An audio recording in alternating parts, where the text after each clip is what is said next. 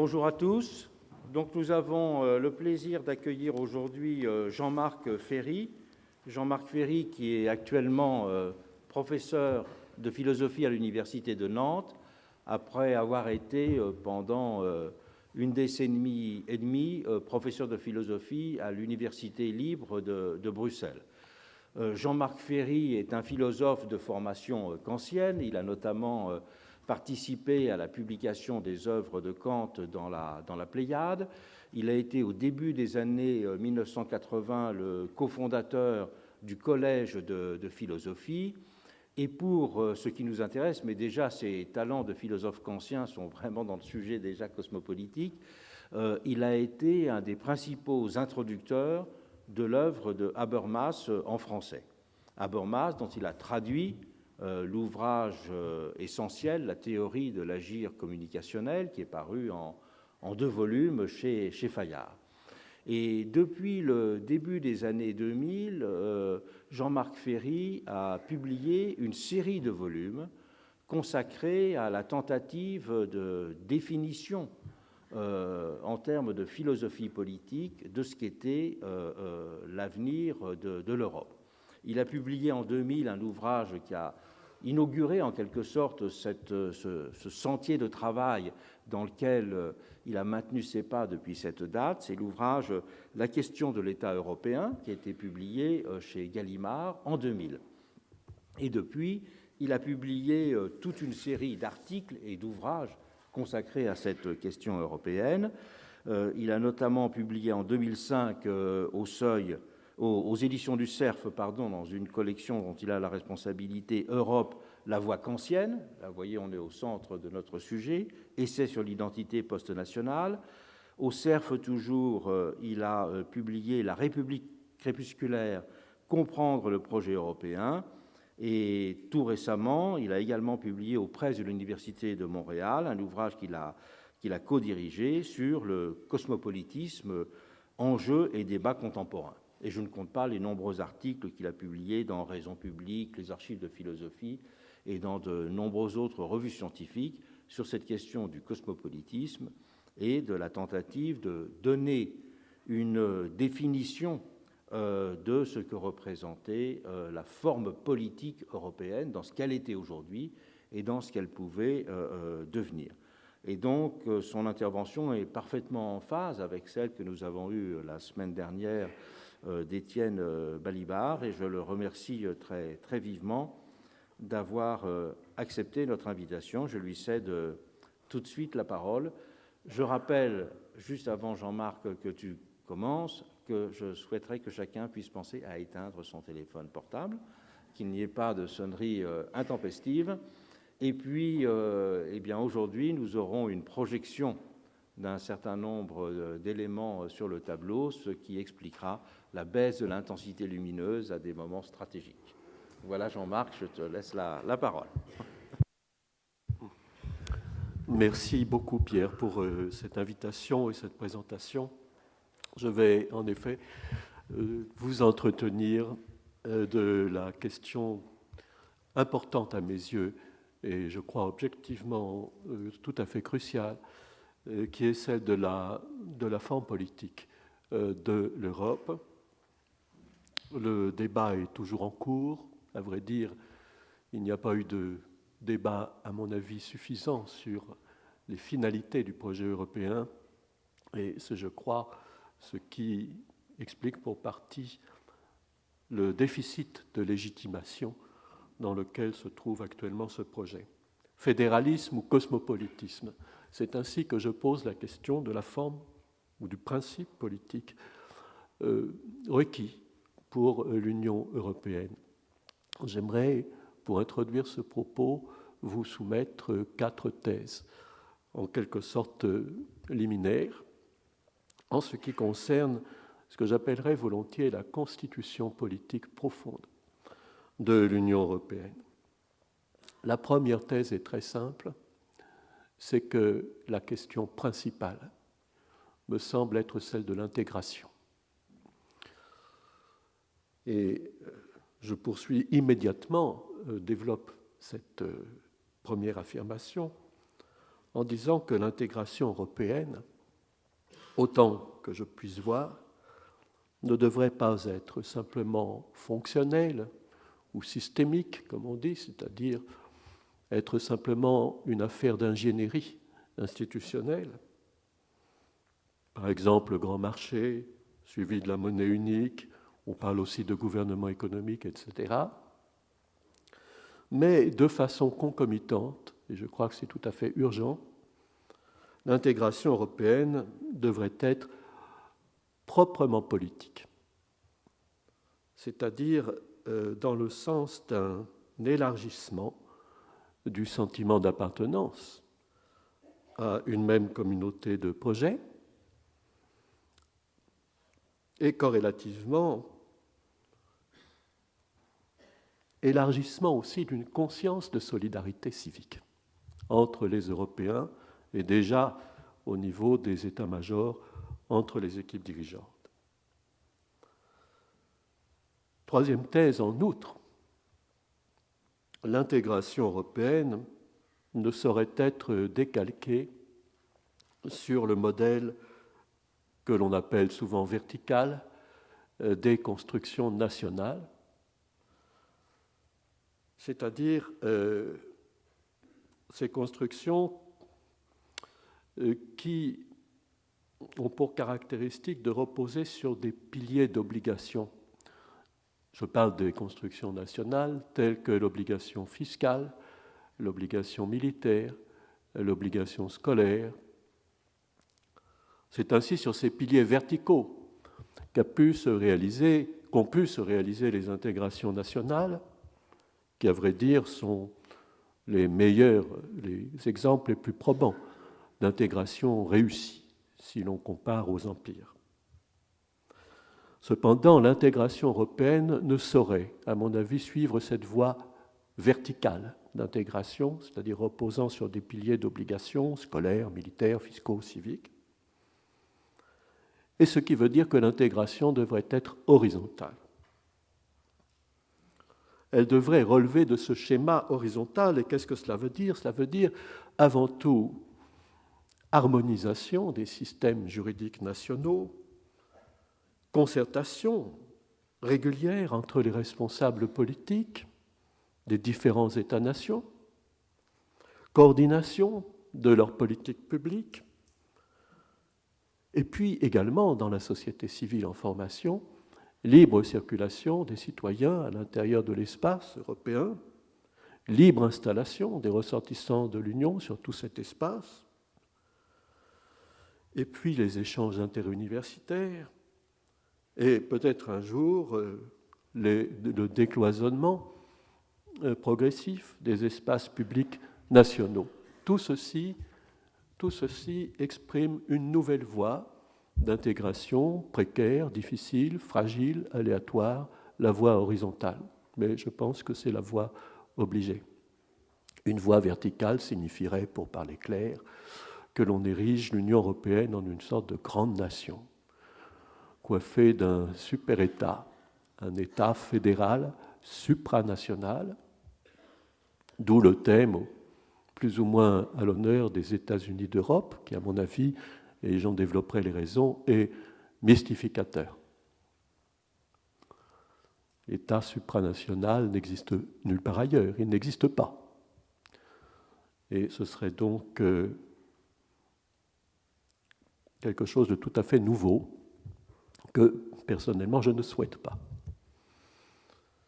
Quatrième thèse, dans la mesure où l'horizon, pourrait-on dire la finalité, le télos, est et demeure l'union politique. Autrement dit, qu'on ne reste pas une union monétaire et éventuellement économique, mais s'il est vrai que l'on vise toujours bel et bien une union politique, que c'est le sens même du projet européen, il semble alors que l'intégration européenne ne puisse pas être étatique. L'intégration politique ne peut pas être étatique. Et je parle pour cette raison d'une intégration post-étatique. Et cela veut dire, quant au pouvoir légitime dans l'Union, que celui-ci procéderait donc fondamentalement sur le mode horizontal que j'ai évoqué, concertation, coordination, coopération, partage des souverainetés, ou si l'on préfère, co-souveraineté des États membres, plutôt que d'une subordination des États membres à une puissance publique supranationale, équivalent donc à un État souverain, un État qui confisquerait à son profit, qui capterait les ressources de la souveraineté émanant des quelques bientôt 30 États membres de l'Union. À l'heure actuelle, les pouvoirs publics de l'Union européenne,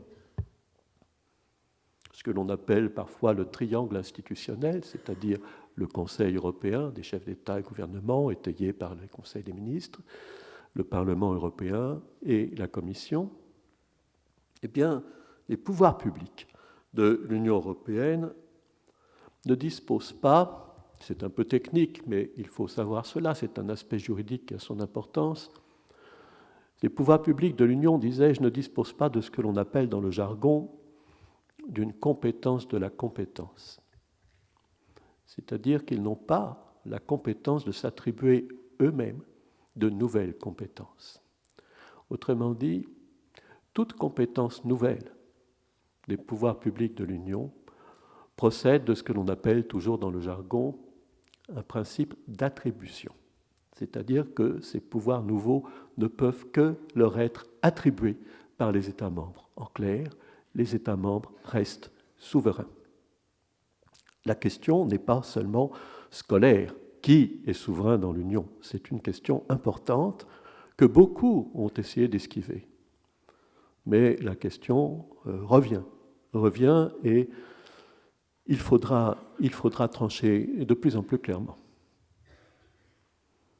Ma thèse, c'est que les États membres restent souverains, mais j'aimerais préciser ceci. Une partie du projet européen s'explique par l'expérience faite par nos dirigeants, l'expérience cruelle de leur impuissance à maîtriser le destin isolément. C'est une expérience relativement récente, cette cruelle expérience de leur impuissance à agir isolément. Nous n'avons pas l'envergure des très très grandes puissances telles que celles qui se profilent avec les émergents, l'Inde, la Chine, le Brésil, la Russie peut-être aussi, et puis ce que l'on a appelé naguère l'hyperpuissance américaine. Les États nationaux européens sont petits et vulnérables. Nous avons fait l'expérience de ce qu'il n'est pas possible aujourd'hui d'agir en franc-tireur sur les principaux outils de la politique économique, que ce soit le taux d'intérêt, que ce soit évidemment à l'époque avant l'euro, les manipulations du taux de change, ou que ce soit encore les assiettes fiscales ou les taux de prélèvement fiscal, ou même des dispositions sociales ou des servitudes nouvelles en matière environnementale, etc., sans qu'immédiatement la sanction intervienne du fait des déplacements massifs de capitaux d'une place financière à l'autre. Autrement dit, les États d'Europe font l'expérience du fait qu'ils ne peuvent recouvrer une souveraineté, dirais-je, positive, c'est-à-dire une capacité d'agir que collectivement, dans l'Union. Individuellement, ils conservent une souveraineté négative, c'est-à-dire, par exemple, le droit de retrait hors de l'Union, un droit de sécession, ou encore un droit de veto. Nul ne peut les contraindre par force, même si des sanctions sont possibles. C'est la souveraineté négative. Mais quant à la souveraineté positive, ils l'ont perdue individuellement et ne peuvent la reconquérir que dans l'Union. Cela explique pour une bonne partie l'importance que les représentants politiques de premier plan accordent, quelle que soit leur appartenance politique, au projet européen.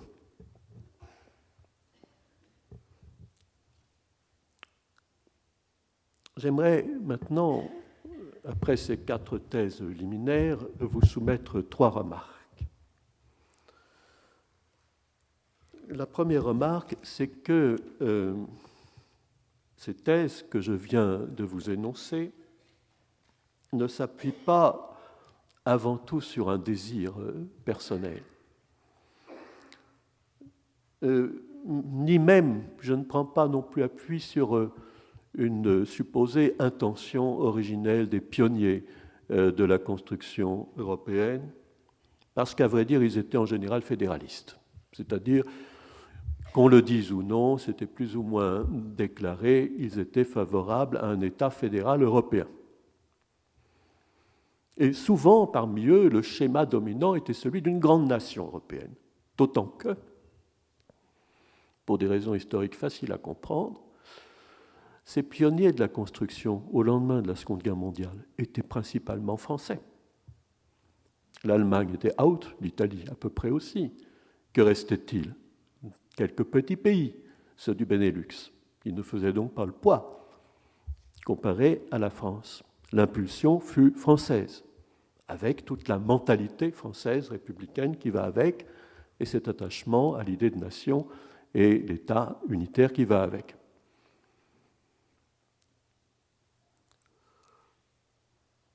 Je ne m'appuie pas sur ces intentions originelles, je ne m'appuie pas non plus sur un désir personnel pour dire ce que j'ai dit, mais sur ce qui me paraît se dégager de la pratique.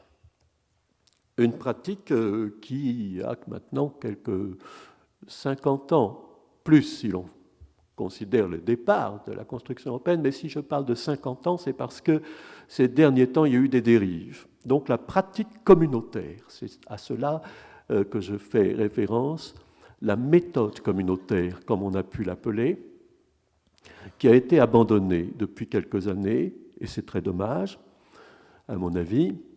Je m'appuie sur cette méthode communautaire, sur cette pratique qui a eu ses défauts de dogmatisme, de fonctionnalisme, mais après tout, peut-être que le dogmatisme est nécessaire à certaines époques. Et il me semble que c'est dégager une voie qui fut donc celle de la méthode communautaire et qui est celle qui privilégie l'horizontalité des procédures longues, difficiles de concertation. C'est Jacques Delors, vous savez, qui était peut-être le plus grand président de la Commission.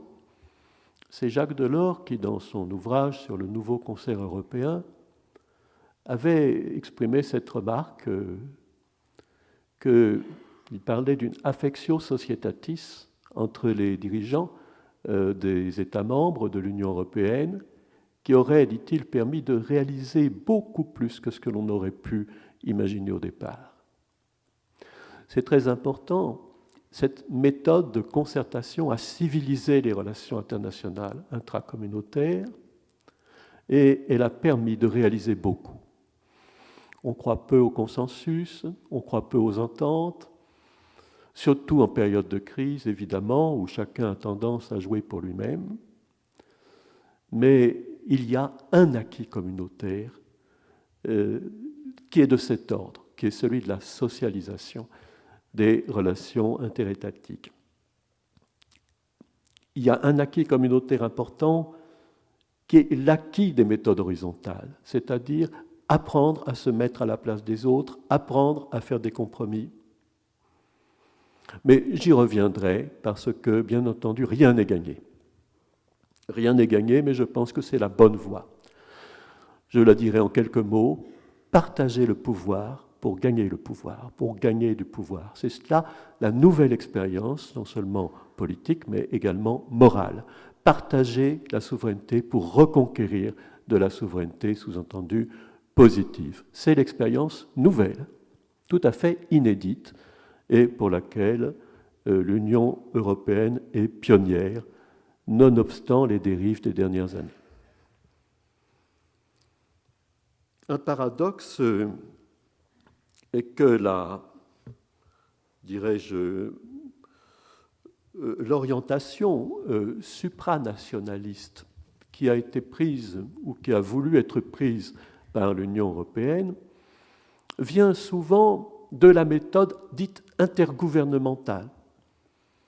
Ce à quoi on a assisté ces dernières années, c'est à la formation, comme vous le savez, d'un leadership franco-allemand, et qui récemment a prétendu s'ériger en gouvernement de la zone euro.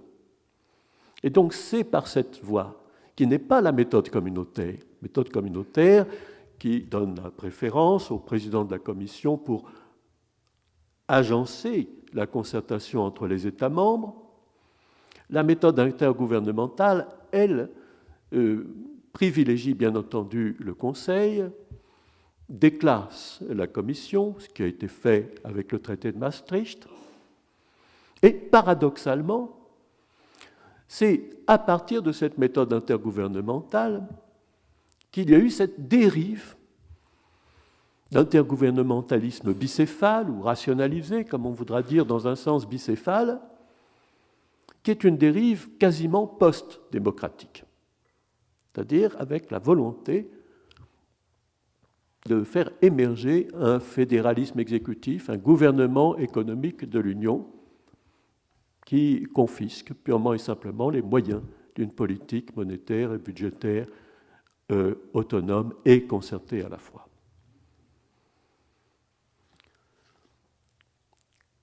Il existe,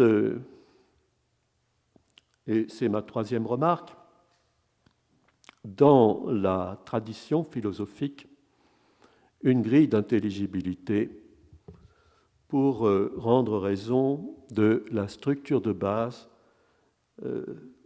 ou constitution profonde de l'Union européenne. Et cette grille de lecture philosophique nous a été offerte avec le concept du cosmopolitisme juridique, tel qu'il a été élaboré par Immanuel Kant il y aura bientôt 220 ans. Et j'aimerais ici juste vous donner lecture d'une petite phrase de Kant qui résume cette structure. Alors, voilà ce que dit Kant. Mais toute constitution de droit est, en ce qui concerne les personnes qui en relèvent, celle qui est conforme, 1. Au droit civique des hommes dans un peuple, ius civitatis, ou dans sa langue, Staatsbürgerrecht. 2. Au droit des gens des États, ius gentium, Völkerrecht, droit des peuples, dans leur rapport mutuel. Troisièmement, au droit cosmopolitique, dans la mesure où hommes et États, qui sont dans des rapports d'influence extérieure réciproques, doivent être considérés comme des citoyens d'un État universel des hommes, ius cosmopoliticum Weltbürgerrecht, droit des citoyens du monde. Cette division, ajoute Kant, n'est pas arbitraire, mais elle est nécessaire par rapport à l'idée de paix perpétuelle.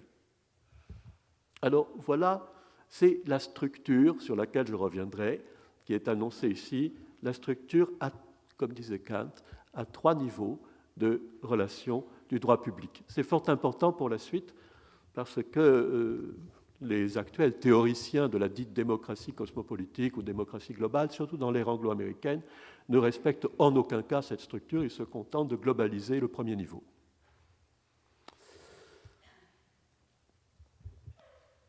Afin d'étayer ma position, dirais-je, méthodologique, j'aimerais développer 2 ordres de considération. Premièrement, une considération qu'on pourrait dire plutôt réaliste ou fonctionnelle ou contextuelle plutôt. Deuxièmement, une considération plus normative ou principielle. Et puis après quoi, en troisième lieu, eh bien, je tenterai de justifier et approfondir l'orientation que j'ai pu surnommer voie kantienne. La voie kantienne de l'Europe, entendez, une voie que mon ami et collègue de Zurich, Francis Schoeneval, a heureusement appelée cosmopolitisme processuel. Je pense que c'est une expression tout à fait heureuse et qui convient parfaitement à l'application européenne. C'est de ce cosmopolitisme processuel de l'Europe que j'aimerais maintenant vous entretenir. En commençant donc par ces considérations dites plus ou moins réalistes ou encore contextuelles.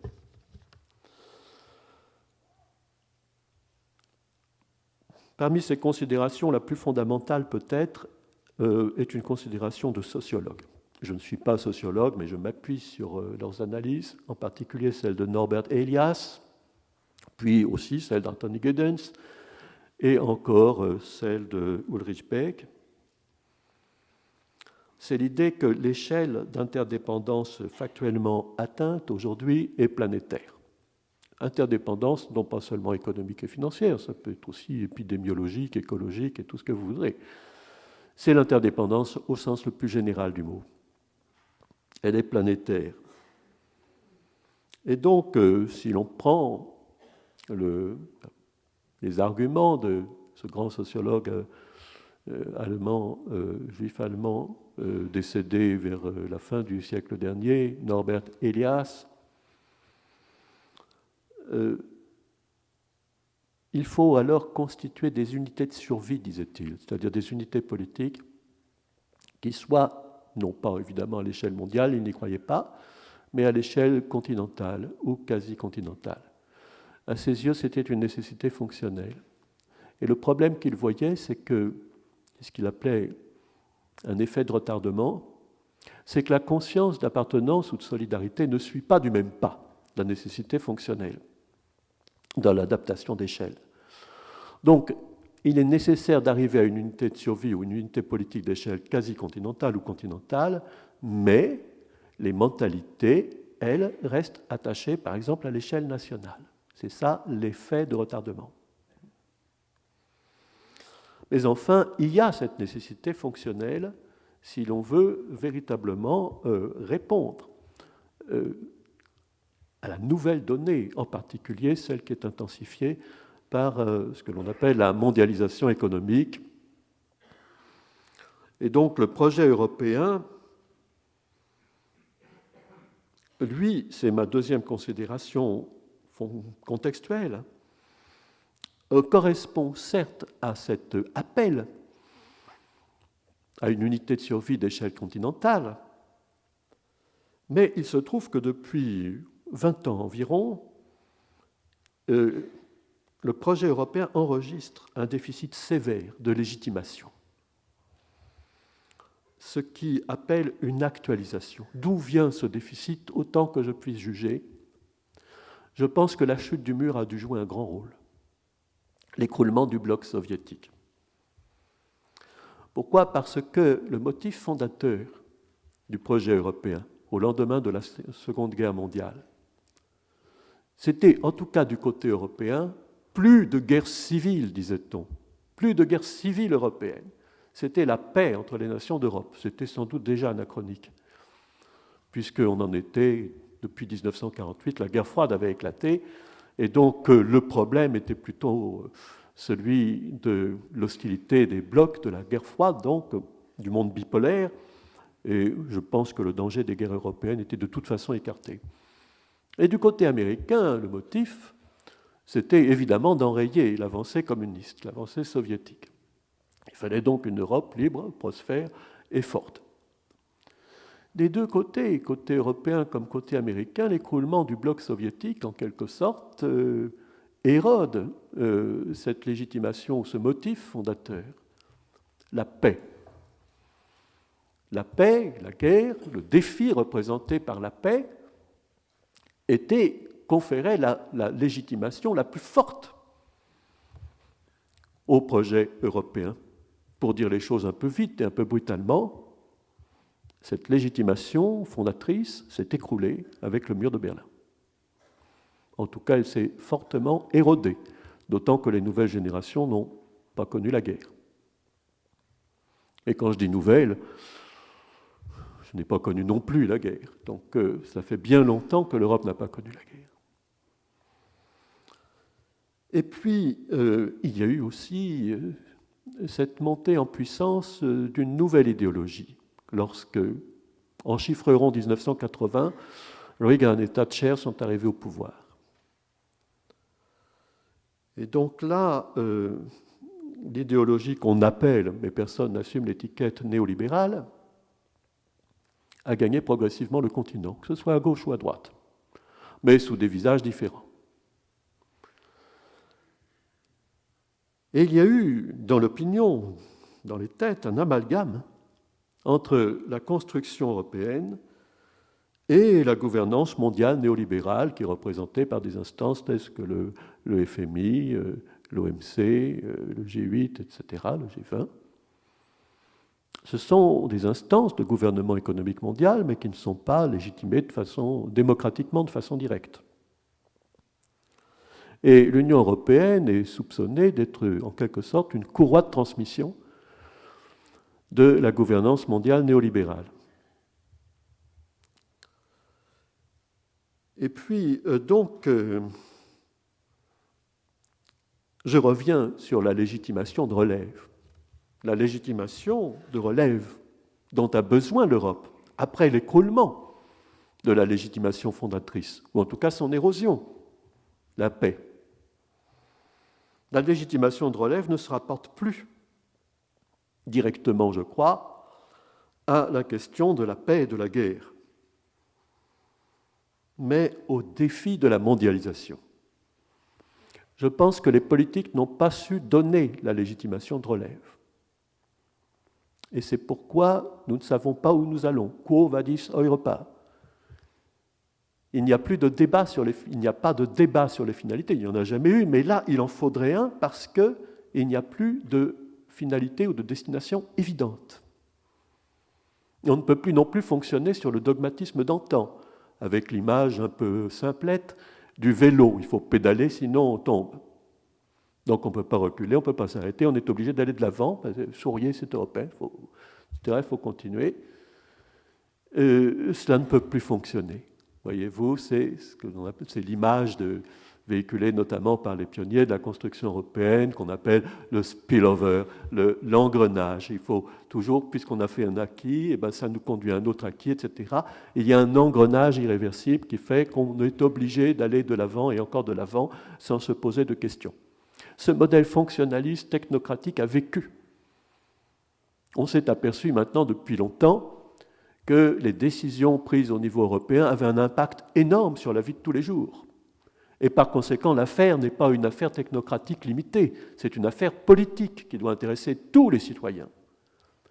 Et nous sommes formés à ces valeurs et ces idéaux démocratiques qui font que nous ne sommes pas simplement les destinataires des normes. Nous voulons aussi être quelque part les auteurs des normes dont nous sommes destinataires. Il y a toujours ce besoin d'autonomie civique qui parle quelque part, plus ou moins consciemment, en nous.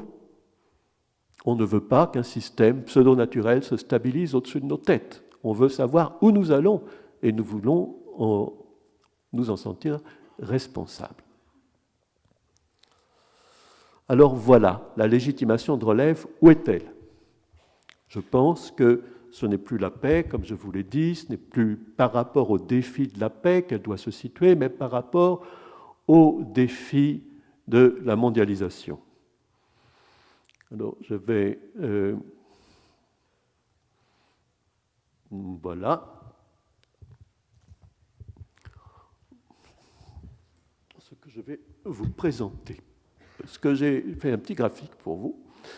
En abscisse, la façon dont on conçoit la fonction de l'Europe politique, par rapport à la mondialisation. Est-ce qu'on conçoit que sa fonction, c'est l'adaptation économique seulement, ou qu'il faut en plus une reconquête politique? Deux options possibles. Et puis, en ordonnée, comment évalue-t-on la mondialisation? L'évalue-t-on de façon négative ou de façon positive? Si vous croisez ces deux systèmes de paramètres, vous obtenez 4 positions idéales typiques. Par exemple, imaginons que vous considériez que, dans les faits, la fonction de l'Europe, c'est purement l'adaptation économique. à la mondialisation. Et qu'en même temps, vous considériez que la mondialisation, c'est une très mauvaise chose. Évaluation négative. Ça vous donne assez logiquement un repli sur le national, ce que l'on appelle les positions du souverainisme, que vous pouvez voir illustré sur un front de gauche ou sur un front de droite. Si en revanche, vous estimez qu'en effet, l'Europe a pour fonction et pour mission principale l'adaptation économique à la mondialisation, avec le thème, la compétitivité, s'adapter, etc. Il faut conquérir des marchés, il ne faut pas se laisser bouffer, mais que, après tout, la mondialisation, c'est une bonne chose, c'est une évaluation positive. Par conséquent, vous avez plutôt un modèle néolibéral, avec un accent mis sur l'importance du grand marché. Vous pouvez aussi estimer que l'adaptation économique, oui, peut-être, mais qu'il faut un rattrapage politique et que la mondialisation est plutôt une mauvaise chose. Alors là, c'est la position de l'Europe forteresse, une espèce de supranationalisme qui veut protéger l'Europe. Et vous pouvez estimer aussi que la mondialisation n'est ni une bonne chose ni une mauvaise chose, ce n'est pas mauvais en soi, ce serait même plutôt bon en soi, mais qu'il faut un rattrapage politique et qu'il ne faut pas se contenter de l'adaptation économique.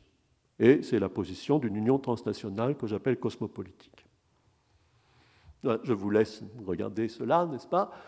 Et un petit moment, parce que le tableau ne parle peut-être pas immédiatement de lui-même, mais c'est pour vous dire en tout cas que ma position, c'est la position du cosmopolitisme. C'est la position que je privilégie. Donc ma préférence va à cette option de style kantien, dirais-je, fondamentalement kantien, et sa justification m'appelle à aborder à présent la considération que j'avais annoncée plus normative, puisque là j'en étais resté à des considérations plutôt réalistes ou contextuelles. Là, je voudrais passer à une considération normative ou principielle, en tout cas au sens faible de l'appropriation d'un modèle d'intelligibilité. C'est ce modèle du cosmopolitisme juridique. Pardonnez-moi, je suis sur une fin de grippe et je suis plutôt faible. Voilà. Alors, j'aimerais commencer à introduire pour l'intelligibilité de ce modèle du cosmopolitisme juridique, une citation de mon ami Francis Schoenwald, qui, je crois, a bien résumé la chose. Voilà ce qu'il écrit. Kant a conçu le droit cosmopolitique qui dépasse l'État-nation et l'organisation internationale. Donc là, il y a deux niveaux, qui dépassent 1, l'État-nation, c'est le premier niveau, 2, l'organisation internationale, c'est le deuxième niveau, n'est-ce pas, que Kant avait annoncé, comme un processus de droit et de paix qui, in thesi, c'est le langage kantien, ça veut dire idéalement, abandonne le concept de l'État souverain en vue d'un État de l'humanité dont les États et les individus sont citoyens.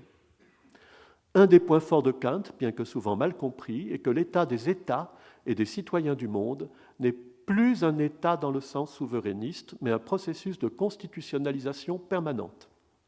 L'Europe représente une telle structure étatique post-nationale en raison de son système de conférences intergouvernementales, de sa recherche constante d'un équilibre entre les droits des États, les droits des individus à plusieurs niveaux d'intégration et le droit de l'Union.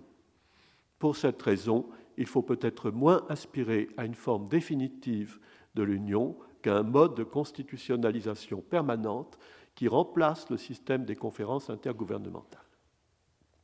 Voilà donc, je pense, comment je voudrais mettre en exergue cette citation qui me semble tout à fait pertinente. Et pour vous présenter maintenant, et là je vais le laisser un peu plus longtemps, le tableau. Voyons.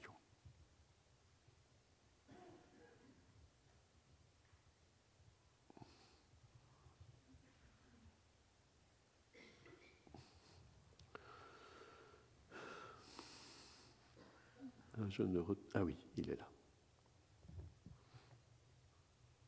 Voilà, c'est le tableau. le tableau de la structure de base.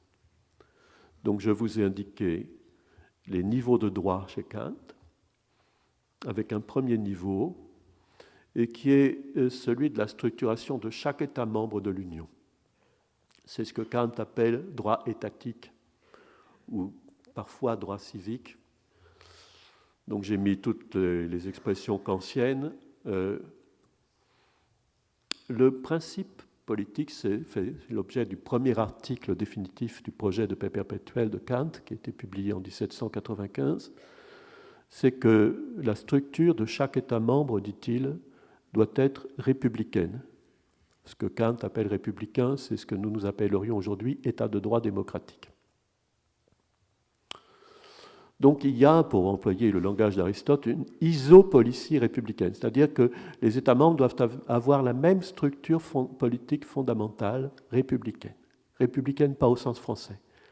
Républicain, c'est aussi bien une monarchie constitutionnelle. C'est très important. Et voyez-vous, c'est valable pour l'Union européenne si vous considérez les critères, ce qu'on appelle les critères de Copenhague, c'est-à-dire les critères d'appartenance à l'Union européenne. Le premier de ces critères, c'est un critère qu'on pourrait dire constitutionnaliste, c'est-à-dire être acquis au principe de l'état de droit démocratique. C'est une condition non suffisante, mais c'est une condition nécessaire, sine qua non. En principe, elle n'a pas toujours été respectée ces derniers temps, mais c'est le principe. Ensuite vient l'eurocompatibilité économique, etc. C'est un deuxième critère fonctionnaliste qui est moins important. Et en troisième lieu, très feutré, un critère un peu plus communautariste. Il ne faut pas qu'il y ait de choc des cultures, etc. Mais c'est beaucoup plus feutré.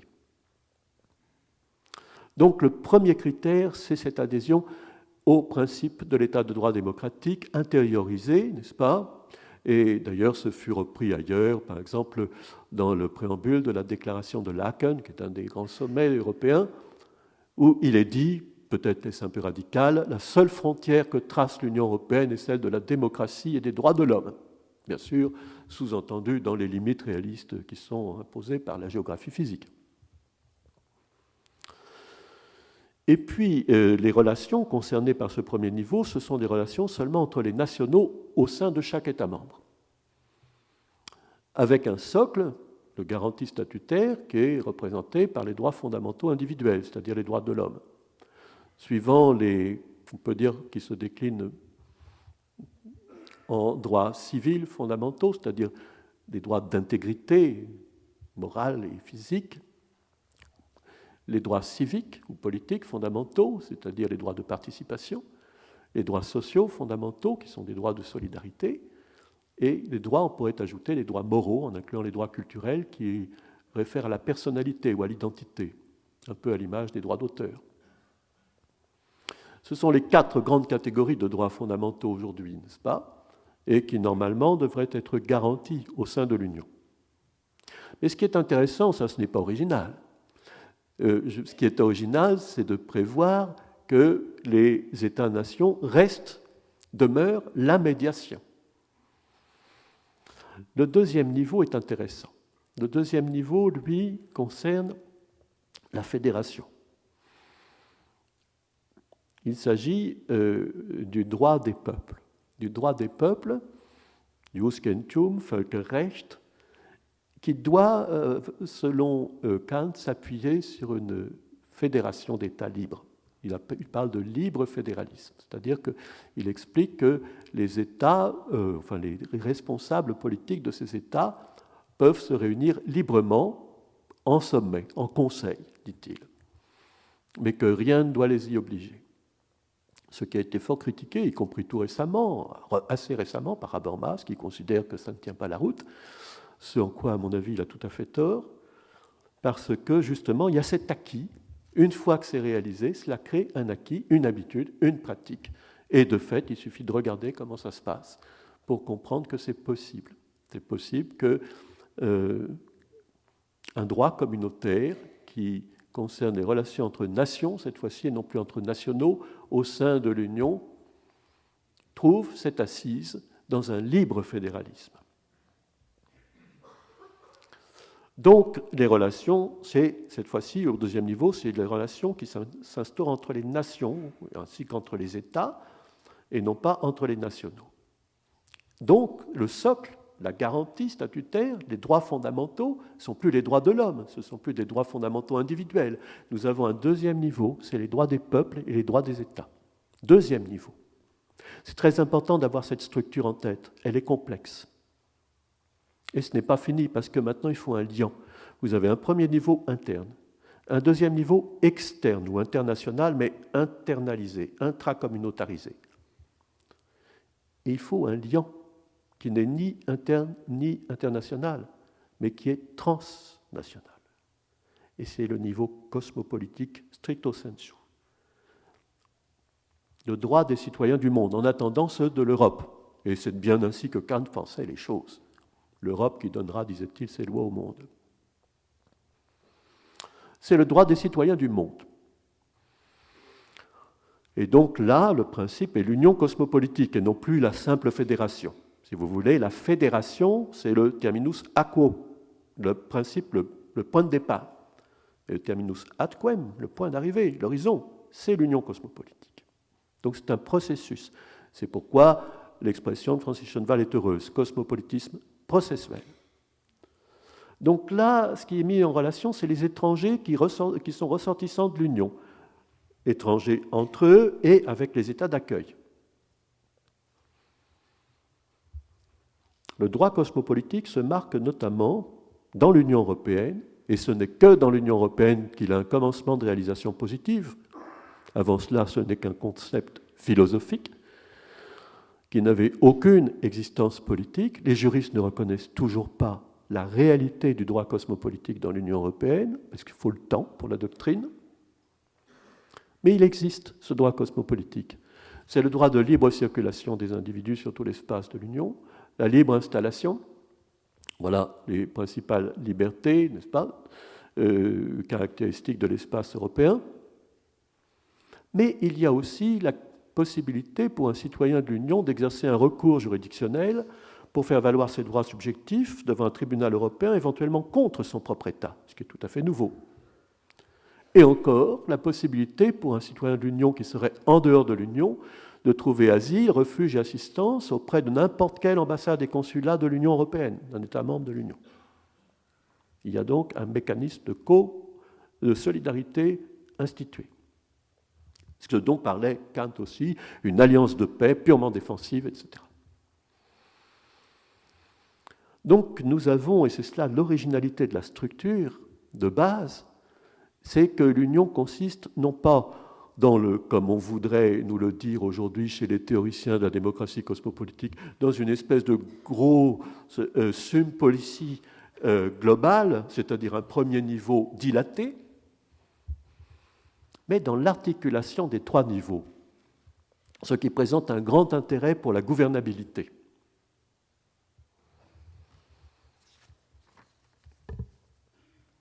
Et donc j'aimerais, après cela, approfondir le point, c'est-à-dire cette voie kantienne pour l'Europe. Et je vous propose 2 temps dans cet approfondissement. Tout d'abord, insister sur l'importance de la médiation des États-nations.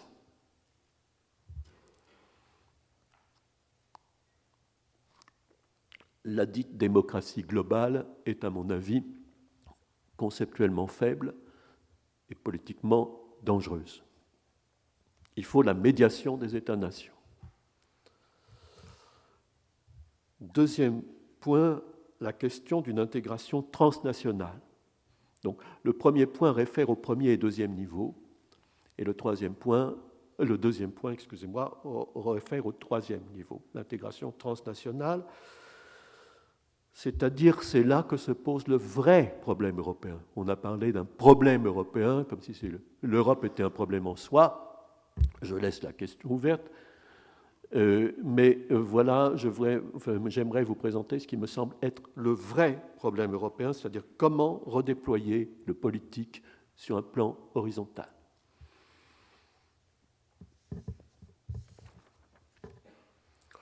Alors, tout d'abord, le premier point. En ce qui concerne donc l'importance de la médiation des États-nations, là où il y va de la justification des niveaux 1 et 2.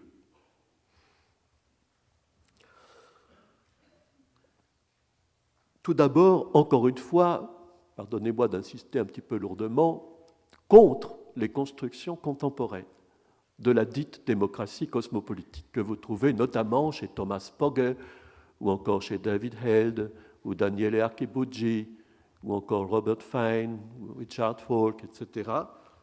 Dans l'ère anglo-américaine essentiellement, ces constructions se développent, où ce qui est développé surtout chez Thomas Pogge et à sa suite chez David Held, c'est le thème d'une dispersion verticale de la souveraineté, explique-t-on, avec des étiages progressifs, local, national, international et mondial de la démocratie. Alors, dans le principe, je dirais, on ne peut pas le développer ici, que l'image même d'une dispersion verticale de la souveraineté est inconsistante du point de vue juridique. On ne peut pas imaginer cela. On pourrait parler de dispersion de compétences, bien entendu, avec des niveaux. C'est ce que fait l'Union européenne avec son fameux principe de subsidiarité, assorti d'ailleurs d'un principe utile de proportionnalité. Tout ceci, c'est un peu technique. Simplement, la souveraineté, elle ne peut pas se disperser verticalement. Il faut savoir qui est souverain dans l'Union, n'est-ce pas? Ce n'est pas différents étiages qui se partageraient une souveraineté. Et dans les faits, ce qui est réalisé dans ces constructions, c'est essentiellement un modèle dilaté, dirais-je, de la nation, de l'État-nation. Il y a une grande impuissance, qui a d'ailleurs été dénoncée notamment par le sociologue allemand Ulrich Beck, à concevoir du politique en dehors du paradigme stato-national. On n'imagine pas que le politique puisse résider en dehors de cette forme État-nation. Et l'on entend aujourd'hui, surtout en France et au Royaume-Uni, des critiques de l'Europe qui nous disent que le politique doit retourner là d'où il n'aurait jamais dû sortir, c'est-à-dire de l'État national. Alors ici, il s'agit de démocratie cosmopolitique chez ces auteurs anglo-américains, mais ils ne voient pas comment on peut sortir de ce modèle, en quelque sorte, d'une démocratie globale, c'est-à-dire d'un premier niveau mondialisé, tout simplement.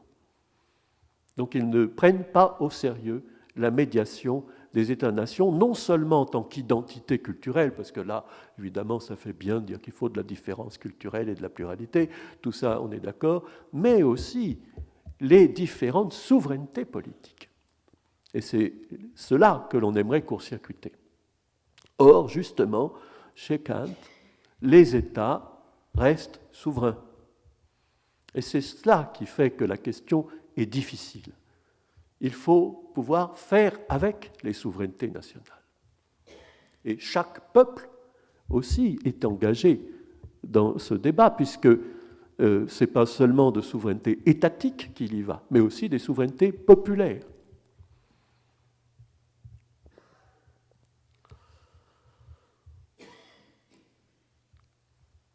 Alors, quelles sont les missions politiques de l'Union par rapport à ses États membres et à l'enjeu démocratique?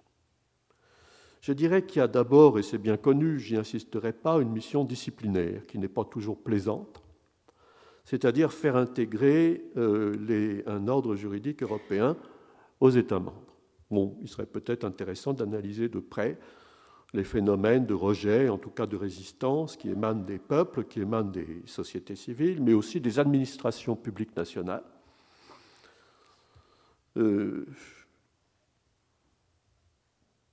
est peut-être regrettable que le Parlement européen ne soit pas, dans l'état actuel, le théâtre ou l'arène dans laquelle s'explicitent les résistances à cet égard. En tout cas, voilà une mission qui est la plus connue peut-être, dévolue à l'Union européenne, que ce soit à la Commission ou à la Cour européenne de justice, qui, dit-on, cache une main de fer dans un gant de velours, faire intégrer le droit européen. Mais il y a une mission que l'on ne met pas en exergue et qui est, à mes yeux, beaucoup plus importante peut-être, c'est une mission préservatrice, dirais-je, protéger les synthèses que représentent les États-nations au sein de l'Union. Ces États-nations, ces synthèses qui sont propices à une intégration civique réussie. Je pense qu'il est illusoire d'espérer une intégration civique réussie en dehors de la médiation des États nationaux. Et c'est aussi, ces synthèses sont propices à la stabilisation d'une culture publique démocratique. Je pense que sans eux, sans les espaces publics nationaux, qui certes doivent s'ouvrir les uns aux autres, on ne peut pas espérer l'épanouissement d'une culture publique démocratique. Donc cela suppose évidemment des limites raisonnables à l'ouverture de l'Union, c'est-à-dire un principe de fermeture qui soit clair. Et il faudrait déjà être ferme sur ces critères de Copenhague que j'avais évoqués et qui n'ont pas toujours été respectés. Je pense qu'il y a quelques paradoxes, n'est-ce pas ? Si l'on refuse la Turquie, pourquoi accepter la Roumanie ? Je dis les choses comme je les pense. En tout cas, le premier critère de Copenhague, avoir bien intériorisé les principes de l'état de droit démocratique, je pense qu'il faudrait être très ferme là-dessus. Parce que ce n'est pas ou bien on est dehors ou bien on est dedans. Regardez le cas de la Turquie. Symboliquement, elle est hors de l'Union, mais dans les faits, elle est dedans. Parce qu'il y a énormément d'accords. Et donc l'acquis européen passe progressivement, mais ce qui ne passe toujours pas, c'est les pratiques qui sont jugées parfois inacceptables en ce qui concerne la police ou la justice, par exemple, et le respect des droits de l'homme du côté turc. Donc on doit être intransigeant, me semble-t-il, sur ce premier principe, si l'on veut, en tout cas, un principe de fermeture qui soit clair. Et puis, cela donc suppose aussi, outre une, dirais-je, limite raisonnable à l'ouverture, cela suppose aussi un référent constitutionnel qui soit doté d'une réelle force symbolique. J'aurais beaucoup à développer au sujet des erreurs qui ont été commises, à mon avis, en ce qui concerne la présentation de nos traités européen comme valant comme une quasi-constitution. C'est une erreur. Depuis quand élabore-t-on une constitution sur le mode diplomatique de négociation semi-privée, qui est le mode normal d'élaboration des traités, au lieu de recourir aux procédures convenables, qui sont celles de la délibération publique pour élaborer une constitution. Donc rien que du point de vue de la procédure, une constitution n'est pas un traité, ne s'élabore pas comme un traité. Et la procédure est importante. Et puis, il y a le contenu, et pas seulement la procédure. Et c'est là-dessus que j'aimerais développer un peu, par cette question reste pendante. La question de la constitution, d'une constitution pour l'Europe, est toujours pendante, et elle est très importante, comme, dirais-je, fixateur symbolique d'une identité politique commune. Quelle sorte de texte constitutionnel pourrait à la fois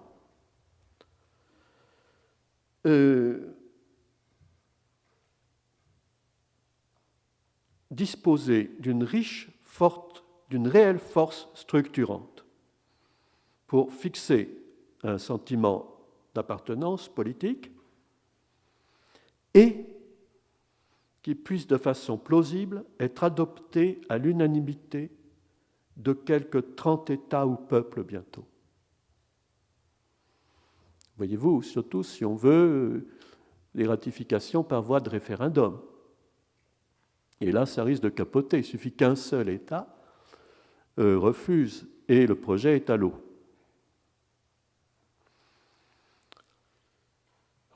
Alors, je propose ceci très schématiquement, et je pense que c'est la solution.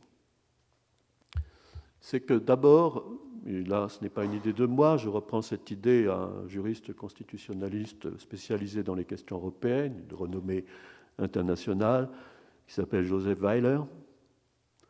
Je ne suis pas ses idées sur l'Europe chrétienne, mais d'ailleurs ne prêche pas pour son sein, puisqu'il est juif pratiquant, mais il propose un socle constitutionnel qui prenne référence au christianisme, pour des raisons qu'il argumente et auxquelles je ne souscris pas. Mais là où je souscris, c'est les prémices de ce raisonnement chez Joseph Weiler, c'est-à-dire il dit qu'une constitution doit comporter toujours deux volets, un volet symbolique et un volet technique. Le volet technique porte notamment sur l'organisation des pouvoirs publics, et le volet symbolique, lui, doit, à ses yeux, exprimer l'identité politique. Et ce qu'il propose pour refléter cette identité politique, c'est essentiellement le patrimoine judéo-chrétien. Je pense que c'est une erreur de vouloir mettre en exergue, comme socle en quelque sorte référentiel pour une constitution de l'Europe, des traditions culturelles, si fortes soient-elles, comme bien entendu le christianisme, mais que c'est plutôt des principes politiques que des traditions culturelles qu'il faut mettre en exergue, parce que c'est plus inclusif, tout simplement. Joseph Weiler a beau considérer que la Turquie doit rentrer dans l'Union européenne, n'est-ce pas ? Son argument consiste à dire « oui, mais aujourd'hui les valeurs chrétiennes sont tellement tolérantes que, dit-il aux Turcs, vous vous sentirez bien chez nous. » Bah oui, mais il faudrait pouvoir dire aux Turcs, venez, vous vous sentirez bien chez vous. C'est quand même une nuance importante. Et pour cela, ce n'est pas des traditions judéo-chrétiennes qu'il faut mettre en exergue pour que les Turcs se sentent bien chez eux dans l'Union européenne, éventuellement un jour, mais des principes politiques à supposer qu'ils les aient intériorisés. Je dirais un corpus, et c'est cela à quoi il faut parvenir, un corpus, un cœur constitutionnel, c'est ça l'élément symbolique, qui soit constitué par des droits fondamentaux, pas seulement des individus, ce que l'on a fait, mais ce n'est pas suffisant, des peuples également.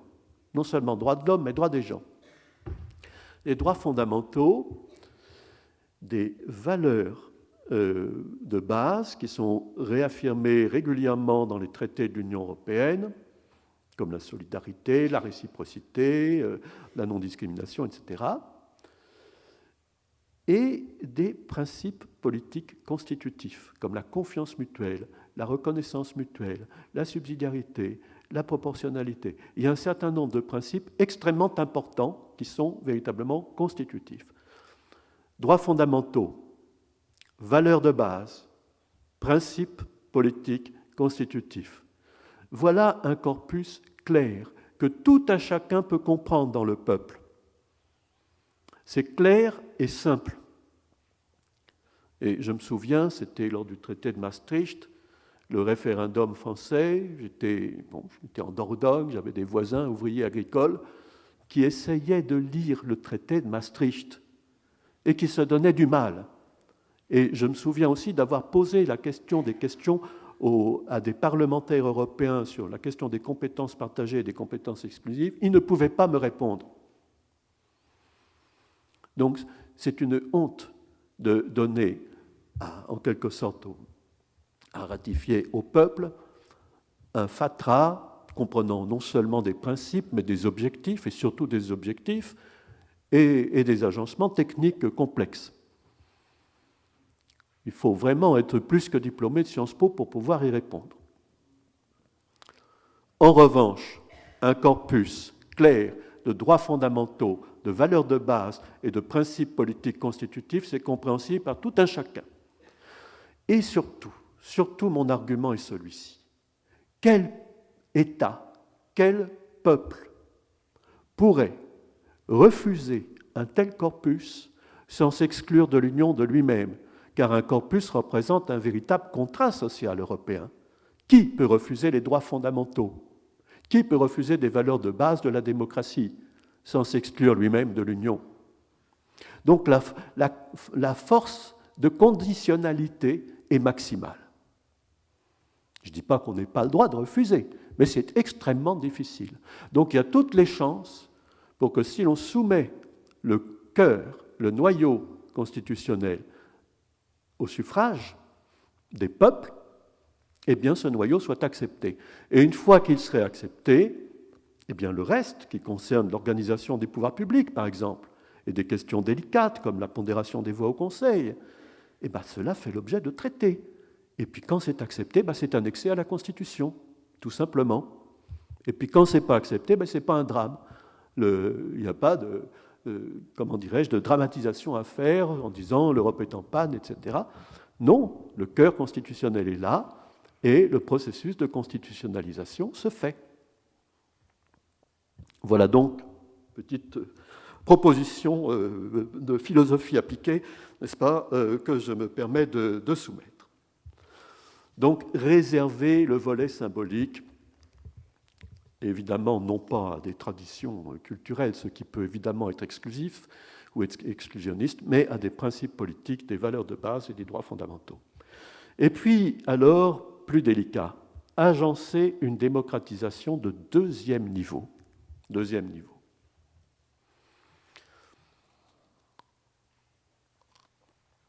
Qu'est-ce que ça peut vouloir dire? Quand on parle de démocratisation, dans notre sens commun, c'est toujours de premier niveau. Ça se passe entre les citoyens et leur État. Mais là, deuxième niveau. Ce que je voudrais dire, pour qu'il n'y ait pas de malentendu, c'est que, à mes yeux, la démocratie dans l'Union, elle est normalement assurée au premier niveau, c'est-à-dire au niveau interne des États membres.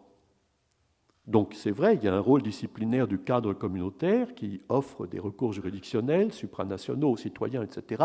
On pourrait dire que l'Union européenne joue un peu le rôle de l'État de droit face aux démocraties qui sont incarnées dans les États membres. Mais le rôle spécifique de la pratique intergouvernementale et communautaire de l'Union européenne, eh bien, c'est, me semble-t-il, la socialisation des relations interétatiques et internationales internalisées au sein de l'Union, n'est-ce pas? Et je pense encore à cette remarque de Jacques Delors sur l'affectio societatis, qui relie, en tout cas reliait les 12 et puis les 15. Bon. D'une façon tout à fait remarquable, qui fait que les relations intracommunautaires ne ressemblent pas aux relations internationales ordinaires. Alors ce niveau-là, le niveau 2, il est peu visible par les peuples. Et puis, il peut être fragilisé. Il peut être fragilisé par des élargissements inconsidérés, par aussi ce que le philosophe Charles Taylor appelle la diversité profonde, en entendant par là qu'il peut y avoir une diversité qui porte très fondamentalement sur les objectifs de l'Union, sur les finalités du projet européen. On n'est pas d'accord. Les Anglais ne sont pas d'accord avec les Allemands ni avec les Français, et puis entre Baltes, Slaves, Germains, Latins, etc., il y a peut-être des désaccords, je ne veux pas ethniciser le désaccord, bien entendu, mais peu importe les catégories que l'on utilise, mais il y a certainement des désaccords profonds. Et donc, on n'a jamais thématisé cela. Et puis, au-delà même de cette diversité profonde supposée, il y a aussi des menaces centrifuges que je ne veux pas faire ressortir aux divergences profondes. Ce n'est pas exactement la même chose. Je les appréhende notamment sous un aspect qui est celui de dérive. Je pense qu'il y a une orientation utilitariste qui se développe. Suivant le modèle des Mutual Benefit Society, c'est-à-dire l'avantage, le bénéfice mutuel. Qu'est-ce que je donne à l'Union? Qu'est-ce qu'elle me rapporte? Et quand on est dans cette mentalité-là, on ne peut pas faire l'Union. Ce n'est pas possible. C'est l'attitude de Margaret Thatcher, give my money back. Je ne veux pas donner à l'Union plus que ce que l'Union me rapporte. Et vous voyez les négociations en ce qui concerne le budget, enfin, ou le cadre financier pluriannuel 2014-2020, tant que ces négociations sont grevées par cette mentalité chauvine utilitariste, il ne peut pas y avoir d'union. Et puis il y a aussi pire que cela, que l'on trouve dans certains pays aujourd'hui, hélas, notamment en Hongrie ou encore même en Bulgarie, c'est des phénomènes xénophobes, sectaires, identitaires et racistes, extraordinairement communautaires, mais au sens le plus radical du mot. Et cela joue évidemment aussi contre l'Union. Plus globalement, dans la conjoncture actuelle, on redoute l'impact négatif de l'enlisement dans la crise, évidemment, à la crise américaine de 2008, qui a été comprise, je crois, à juste titre, comme étant fondamentalement une crise des inégalités, ce qui explique tout à la fois, d'ailleurs, le surendettement des ménages américains et la surspéculation de certaines entreprises, eh bien, répond la crise européenne de 2011 et après, qui est comprise, que l'on mérite d'être comprise comme fondamentalement comme une crise de solidarité, de co-responsabilité. L'enlisement dans la crise économique, qui est sans doute devant nous, en dépit des rebonds des places financières, a une origine, à mon avis, principalement politique. Cet enlisement dans la crise a une origine politique. Je pourrais le développer techniquement, mais je n'en ai pas le temps ici. C'est fondamentalement, en tout cas j'insiste, une crise de co-responsabilité et de solidarité.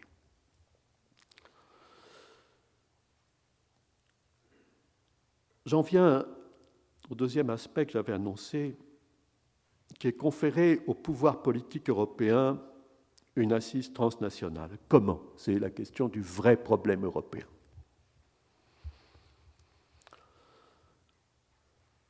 J'aimerais commencer par une note un petit peu plus optimiste, qui est celle des ressources civilisationnelles dont dispose l'Europe. Et parmi ces ressources, je vois surtout trois grands principes qui ont historiquement émergé: la civilité, la légalité et la publicité.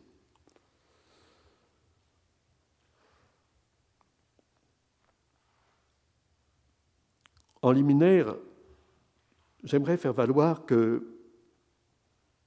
y a un problème de cohésion pour l'Union européenne entre l'unité du cadre politico-juridique et la pluralité des identités nationales et des souverainetés nationales.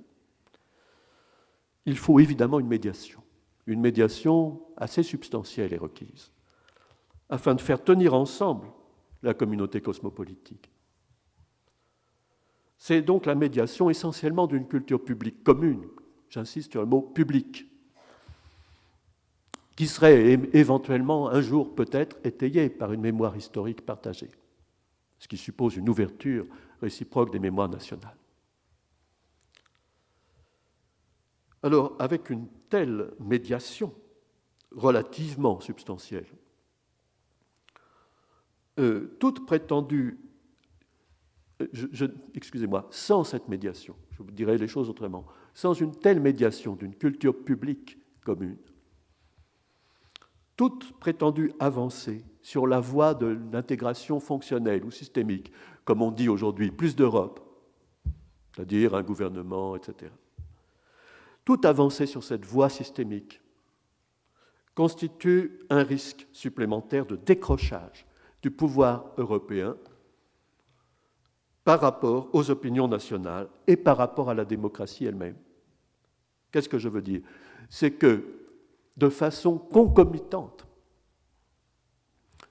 les avancées dans l'intégration systémique doivent être accompagnées d'avancées comparables dans l'intégration proprement civique, c'est-à-dire un sentiment d'appartenance commune, ou en tout cas un élargissement correspondant de sens de solidarité civique. Cependant, il est clair, et cela dépend d'une culture politique commune, mais il est clair que cette culture publique ou politique commune ne s'improvise pas, qu'elle ne se décrète pas, qu'elle est le résultat d'une praxis et qu'elle a des présupposés. Sur un plan institutionnel, déjà, cela suppose un espace public décloisonné, et décloisonné dans ses deux composantes. La composante démocratique, c'est-à-dire parlementaire, et la composante médiatique, c'est-à-dire audiovisuelle. Essentiellement, c'est ainsi du moins que je vois les choses. Pour moi, les deux composantes principales de l'espace public sont celles-ci. Et décloisonner l'espace public sous ces deux composantes, ce n'est pas chose simple. Je pense que, notamment, en ce qui concerne la composante démocratique ou parlementaire, il serait urgent, on va dans ce sens, mais tout doucement et beaucoup trop timidement, de relier fortement entre eux les différents parlements locaux, régionaux et surtout nationaux, horizontalement entre eux, de tout l'espace européen, et verticalement avec le Parlement européen, mais dans les deux sens, afin que se constitue sur tout l'espace européen un vaste système des parlements européens. Il est fou que le Parlement européen veuille représenter à lui tout seul le pouvoir parlementaire européen. C'est fou. Il ne représente dans les faits rien ni personne, étant donné un mode de scrutin qui n'est pas homogène, étant donné un certain nombre de pratiques, dirais-je, partitocratiques, de rétribution des services rendus. Alors, un tel sera député européen parce qu'on l'a mis là, c'est tout. Mais il n'est pas connu, personne ne connaît ces députés, ou à peu près, et ils n'ont pas de valeur représentative pour le moment. Ils n'ont pas d'audience véritable. Donc c'est un pouvoir, pardonnez-moi, dans l'état actuel des choses, qui est relativement bidon. Donc c'est absurde de vouloir dire on va lutter contre le déficit de l'Union européenne en renforçant les prérogatives du Parlement européen. Non, il faut que le Parlement européen cesse de vouloir monopoliser le pouvoir parlementaire. Il faut qu'il se raccorde aux parlements nationaux de tout l'espace européen, et peut-être aussi régionaux. Un élu de Dordogne me disait qu'il a plus à voir avec un élu de Bavière qu'avec l'État français. Il y a des communications à établir entre les parlements de l'espace européen. Et ainsi pourrait monter régulièrement vers le Parlement européen des réclamations, des propositions, des suggestions émanant de l'ensemble des parlements locaux, régionaux et nationaux de tout l'espace européen. Et donc, dans ce schéma, le Parlement européen pourrait apparaître comme la clé de voûte et le lieu de synthèse de ces réclamations, avec un bilan annuel et perspective. Voyez-vous, c'est toujours le même problème. Il faut comprendre que pour gagner du pouvoir aujourd'hui, il faut savoir le partager. Et en ce qui concerne l'espace médiatique, audiovisuel, c'est vrai qu'il faut que les espaces publics nationaux s'ouvrent davantage les uns aux autres, que quand on s'intéresse aux étrangers, ce n'est pas simplement les chiens écrasés à l'étranger, mais qu'il faut s'intéresser effectivement à des questions d'intérêt général, savoir comment des voisins réagissent à des mêmes choses et comment nous y réagissons, et que l'on puisse thématiser ensemble, qu'il puisse se créer quelque chose comme un sens commun. Et cela suppose peut-être une forme de journalisme civique qui serait épaulé par une charte indicative de l'audiovisuel, mettant en exergue des valeurs de densité, de pluralisme et de décentration. En ce qui concerne les news, ce ne serait pas de luxe pour certaines que je ne nommerai pas. Mais quand vous comparez les cultures médiatiques, je vous assure qu'il y a des contrastes gigantesques. Et je préfère de loin suivre les news de ZDF en Allemagne, qui sont autrement décentrées que les news françaises. Voilà, il y a tout un apprentissage à faire. Et puis, ça c'est le plan, les présupposés ou les réquisites institutionnels dont je vous parlais, décloisonner l'espace public sous ces deux composantes, donc démocratique ou parlementaire et médiatique ou audiovisuel. Mais il y a des présupposés ou des réquisites civilisationnels. Et c'est là-dessus que j'aimerais développer davantage. Pierre, je ne sais plus où j'en suis dans l'horaire, si tu peux me dire combien de temps. D'accord. Bien. Je parlais de ces trois principes, la civilité, la légalité et la publicité. Qu'est-ce que c'est que la civilité ? La civilité, c'est un principe qui a émergé au XVIe siècle, la figure de référence pouvant être désignée chez Erasme. Et je dirais que c'est un principe de socialisation qui est médiatisé par la reconnaissance des différences de sensibilité individuelle, c'est-à-dire par une forme généralisée du respect. C'est ce qui historiquement a permis de sortir du village pour se produire dans le monde, sans heurter les sensibilités différentes. Et donc c'est très important pour la jeunesse de la société civile.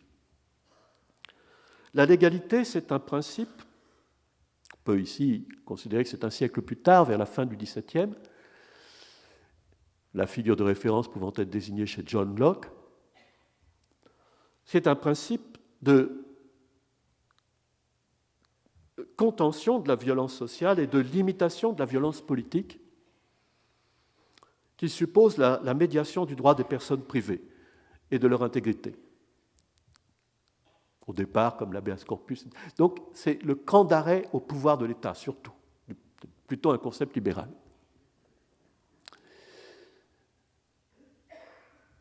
Et puis, la publicité. Donc, et civilité 16e siècle, légalité 17e, publicité fin du 18e. C'est un principe de formation de l'opinion à la raison qui est médiatisé par l'épreuve critique de discussion publique. Et là, les figures de référence peuvent être désignées chez Sieyès ou chez Kant. Historiquement, ces trois principes ont été organisés dans un quatrième, la souveraineté. Et donc, de ce fait, nous avons une correspondance. La civilité est à la société civile, ce que la légalité est à l'état de droit, et ce que la publicité est à la médiation entre l'État et la société, c'est-à-dire l'espace public. C'est une construction originale et très précieuse, proprement européenne, même si elle était transposée mondialement. Alors, l'espace public, voyez-vous, dans cette construction, revêt une valeur stratégique centrale pour l'État de droit démocratique, parce que l'espace public gère, au fond, une tension entre deux pôles, le pôle que j'appellerais du commun, c'est-à-dire la volonté politique représentée par la souveraineté populaire, l'autonomie civique des peuples, et puis de l'autre côté, le pôle de l'universel, c'est-à-dire les droits fondamentaux, la justice politique et donc l'état de droit. Il faut gérer la tension parce que parfois il y a des contradictions entre ces deux pôles. Et il y en a eu encore récemment. C'est l'espace public qui gère la tension. Soit sur une voie que je dirais kantienne, c'est-à-dire classique des Lumières, former l'opinion à la raison par l'usage de la parole philosophique ou autre, soit une voie que j'appellerais plutôt hegelienne, c'est-à-dire schématiser des principes de droit rationnel dans des traditions nationales, c'est ce que Hegel appelait les abstractions usuelles, qui fait que, après tout, les principes fondamentaux entrent dans le sens commun. Peu importe les voies, ce sont deux voies possibles, et c'est ce qui me permet d'aborder la question du vrai problème européen. À mes yeux, ce vrai problème, où se tient-il ? Il tient à ce que ces trois principes ont été organisés, donc civilité, légalité, publicité, sous un quatrième qui est le principe de souveraineté, alors qu'une telle organisation est, à mon avis, aujourd'hui inactuelle, insuffisante ou irréaliste. Elle est insuffisante, dans les deux cas irréaliste d'ailleurs, s'il s'agit de préconiser un retour sur la nation. Je n'insiste pas, c'est le meilleur moyen, en voulant prétendre sauver le politique contre la mondialisation, c'est le meilleur moyen de tuer purement et simplement le politique que de vouloir un repli sur la nation, parce que là, effectivement, une nation, surtout à l'échelle des nations d'Europe, ne peut absolument pas offrir une résistance suffisante au tsunami de la mondialisation. Il faut la protection d'une union. Et cette protection, j'espère, est en cours. Et puis, si l'on vit cette fois-ci toujours sous le principe de souveraineté, cette fois-ci non plus le repli sur le national, mais l'érection d'une Union européenne sous un principe de souveraineté supranationale, c'est-à-dire l'État fédéral supranational, à mon avis, c'est-à-dire confiscation de la souveraineté des États membres au profit d'un État fédéral européen, à mon avis, cela se heurte tout simplement à des objections bien connues depuis Montesquieu, c'est-à-dire l'objection de la monarchie universelle, qui cumulait les deux mots politiques de l'époque, hélas, depuis lors, il y en a eu de pire, c'est-à-dire l'anarchie et le despotisme, mélange d'impuissance et d'autoritarisme. Ce serait ingouvernable et, en plus, à mon avis, totalement post-démocratique, ou néo-impérial, comme on voudra dire. J'en viens, et je termine vite, aux difficultés d'un pouvoir politique post-étatique, car il faut prendre le problème à bras-le-corps. Il ne peut pas y avoir, à mon avis, de pouvoir politique européen étatique. Alors, qu'est-ce que voudrait dire un pouvoir post-étatique? L'Union européenne, la difficulté, je voudrais mettre l'accent sur la difficulté d'un pouvoir post-étatique, c'est que l'Union européenne, elle est en souffrance, dirais-je, d'un sujet univoque. Elle n'a pas de représentation suffisante, ni à l'ONU, ni à l'OMC elle-même. Il faut qu'elle puisse parler d'une seule voix et peser de tout son poids dans les grandes organisations internationales pour faire valoir des options proprement européennes sur l'humanitaire, sur l'énergie, sur l'environnement, etc. Et sur un commerce équitable, ou en tout cas vraiment loyal. Alors, pour le moment, elle ne fait pas le poids, et il faut qu'elle le fasse et rapidement. Et puis, il faut distinguer entre un aspect interne et un aspect externe du problème. Bon, je passe assez vite, le problème externe est difficile, c'est-à-dire harmoniser des politiques extérieures. Je mentionne simplement le problème en disant qu'il n'est pas irrésoluble, mais nous pourrons en débattre. Le problème interne, quant à lui, il passe, à mon avis, par un rééquilibrage institutionnel important par rapport à ce qui existe. Je me permets d'esquisser un schéma de façon très dogmatique, car je n'ai pas le temps suffisant, et c'est de ma faute, j'ai trop parlé, pour développer cela. Mais à mon avis, il faut un vrai président de l'Union, et un seul, qui ait une forte onction, qui jouisse d'une forte onction démocratique. Ça ne veut pas dire élu au suffrage universel. J'imagine beaucoup plus volontiers que chacun des 30, pour parler en chiffres ronds, États membres réunis en congrès proposent chacun un candidat, 30. Que le Parlement européen, par exemple, en retienne 10 et que le Conseil en retienne 1. Vous voyez la procédure, à quel point cela pourrait être accompagné d'un orchestrage médiatique important et quelle légitimité pourrait en retirer le président de l'Union, c'est-à-dire l'autorité politique suffisante pour peser sur les concertations entre les États membres, sans confisquer leur souveraineté. Autorité n'est pas souveraineté, ce serait l'instance d'autorité qui assure la coordination et la concertation, c'est-à-dire le schéma horizontal des États membres. Bien sûr, il devrait être entouré des principaux présidents, Conseil, Commission et Eurogroupe. Et puis, un système interconnecté des parlements européens me semble indispensable. On y va, mais très timidement. Et jusqu'alors, il n'y avait que cette institution extraordinairement confidentielle, connue de personne, qui s'appelle la COSAC et qui représentait quelques commissions parlementaires nationales auprès du Parlement européen. Mais c'est beaucoup trop peu.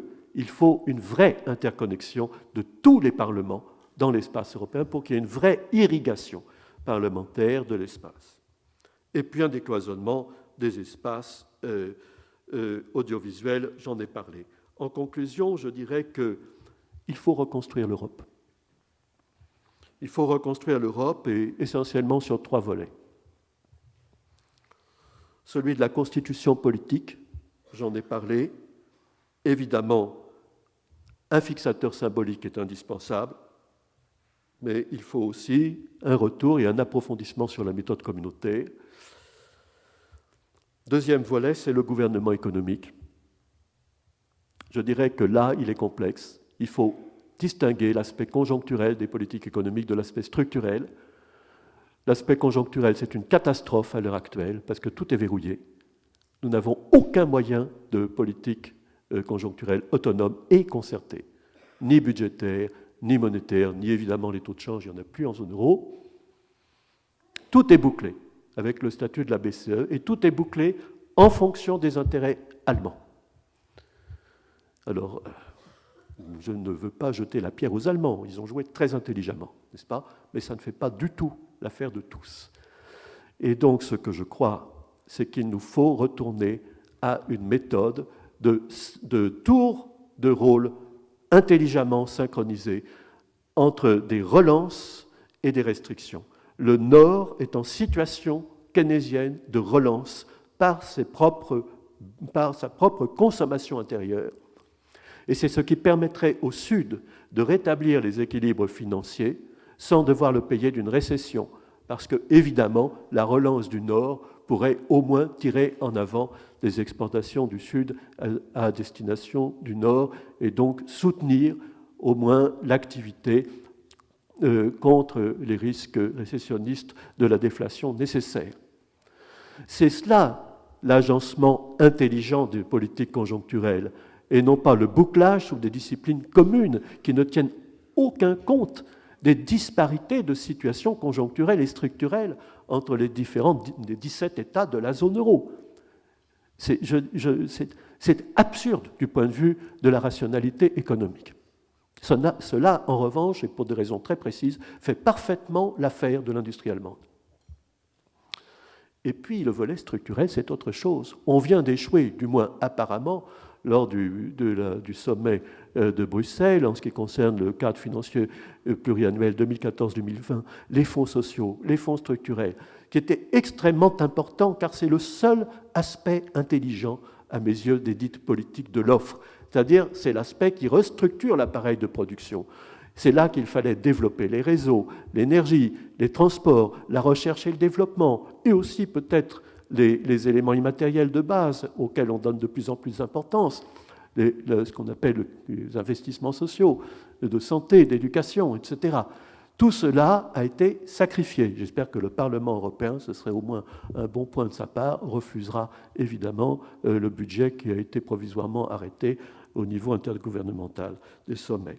Et puis j'en viens, dernièrement et tout naturellement, à cette idée qui est peut-être un petit peu trop réaliste et révolutionnaire d'une certaine façon par rapport à l'état actuel des choses, c'est qu'à mon avis, même pour des raisons libérales, il faut aller vers un socle social européen, c'est-à-dire l'instauration de minima sociaux transversaux, à tout le moins d'éducation et de santé. C'est indispensable si l'on veut assurer les conditions d'une véritable circulation dans l'Union européenne. Je vous remercie.